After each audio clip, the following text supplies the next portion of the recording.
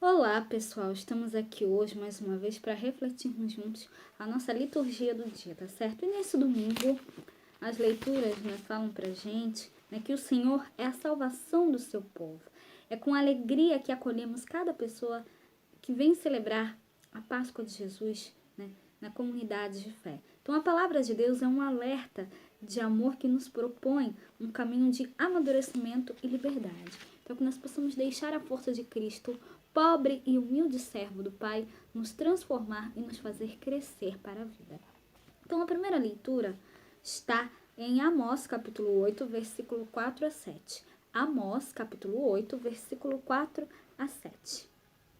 Ouvi isto, vós que anelais o abatimento do necessitado, e destruís os miseráveis da terra, dizendo: quando passará a lua nova para vendermos o grão, e o sábado para abrirmos os ceifeiros de trigo, diminuindo a efa e aumentando o cício, e procedendo dolosamente com balanças enganadoras, para comprarmos os pobres por dinheiro e os necessitados por um par de sapatos, e depois venderemos as cascas do trigo.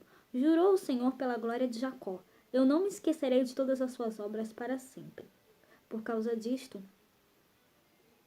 não se comoverá a terra, e não chorará todo aquele que habita nela?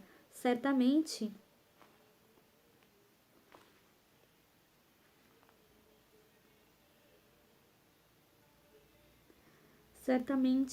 levantar-se-á toda como grande rio, e será arrojada e se submergirá como o rio do Egito.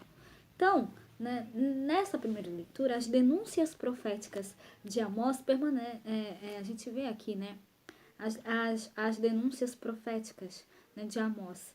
Ele as profere contra os exploradores e opressores dos mais carentes e empobrecidos. Suas atitudes demonstram desprezo pela vida humana e revolta contra Deus, porque detestam o sábado e o tempo da lua cheia.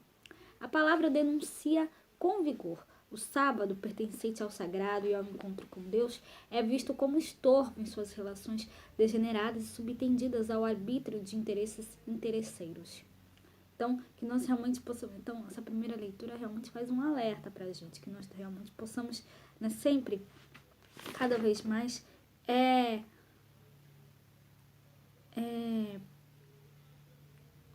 estar atentos, quanto a isso. Que a gente possa realmente sempre cada vez mais, anunciar a todos, que Cristo é o Senhor, que a sua palavra é uma palavra de fé, palavra de vida, palavra de verdade.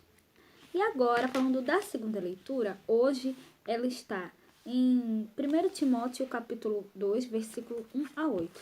1 Timóteo capítulo 2, versículo 1 a 8. Ouvi isto, vós que maltratais os humildes e causais a... Caríssimo, antes de tudo, recomendo que se façam preces e orações, súplicas e ações de graças, por todos os homens, pelos que governam e por todos que ocupam altos cargos, a fim de que possamos levar uma vida tranquila e serena, com toda piedade e dignidade. Isto é bom e agradável a Deus, nosso Salvador. Ele quer que todos os homens sejam salvos e cheguem ao conhecimento da verdade, pois há um só Deus e um só mediador entre Deus e os homens, o homem Cristo Jesus, que se entregou em resgate por todos. Este é o testemunho dado no tempo estabelecido por Deus, e para este testemunho eu fui designado pregador e apóstolo, e falo a verdade, não minto, mestre das nações pagãs na fé e na verdade.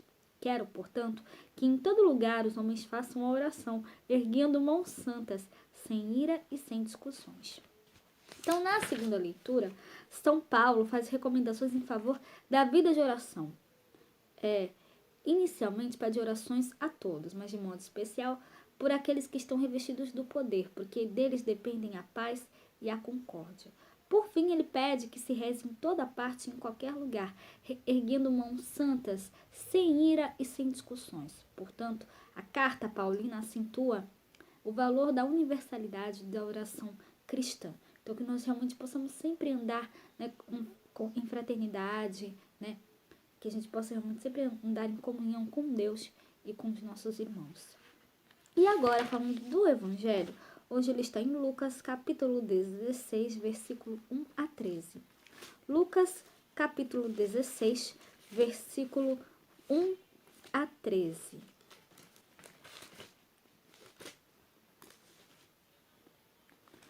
Naquele tempo, Jesus dizia aos discípulos: havia um certo homem rico, o qual tinha um mordomo, e este foi acusado perante ele de dissipar os seus bens. E chamando-o, disse-lhe: que é isto que ouço de ti? Dá contas da tua mordomia, porque já não poderás ser mais meu mordomo. E o mordomo disse consigo: que farei, pois, que o meu senhor me tire a mordomia? Cavar não posso, de mendigar tenho vergonha.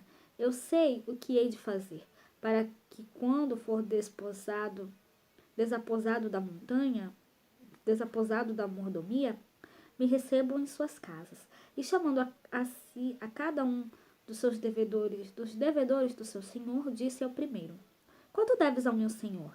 E ele respondeu: 100 medidas de azeite. E disse-lhe: toma a tua obrigação, e assentando-te já escreve 50.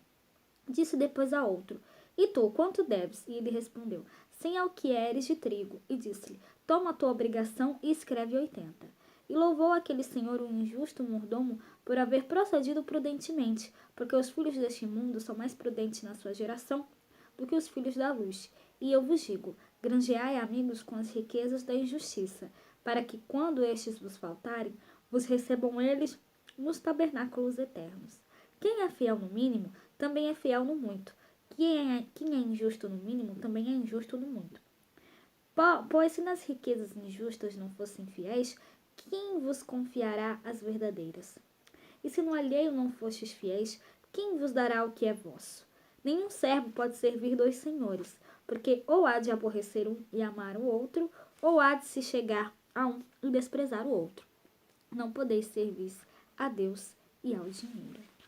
Então, a leitura do Evangelho hoje o Evangelho de Lucas aponta a parábola, Jesus nos conta a parábola, né? A parábola do mordomo infiel. Então essa parábola aponta para a importância de granjear amigos, socorrendo e fazendo bem aos que conosco convivem. A finalidade da parábola parece não ser a de elogiar o administrador infiel. Essa poderia ser uma perspectiva enganadora. Atitudes desonestas pertencem aos filhos deste mundo ou aos filhos das trevas. Jesus chama a atenção aos discípulos, filhos da luz, a ficarem mais atentos e criativos, colocando seus dons e bens a serviço dos necessitados, perdoando-lhes suas dívidas. Dessa maneira terão amigos que poderão recebê-los nas moradas eternas. Então, tudo denota a necessidade de escolher, de servir a Deus ou servir ao dinheiro. Então, que nós realmente possamos sempre optar por servir a Deus na nossa vida, tá certo? Então, era isso que eu tinha para falar para vocês hoje.